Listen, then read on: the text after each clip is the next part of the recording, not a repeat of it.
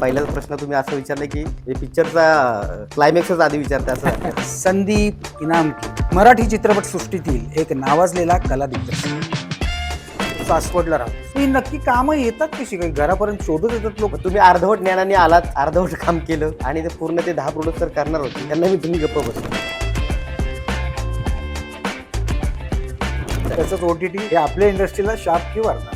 कला दिग्दर्शकाला फक्त set डिझायनिंगचं knowledge म्हणजे असून चालत नाही, त्याला दिग्दर्शनचा पॉईंट ऑफ व्ह्यू पाहिजे, कॅमेरामन लाइटिंग कसं करणार आहेत, ते व्हिज्युअल कसं दिसेल, त्याला कलर पॅलेट माहिती पाहिजे.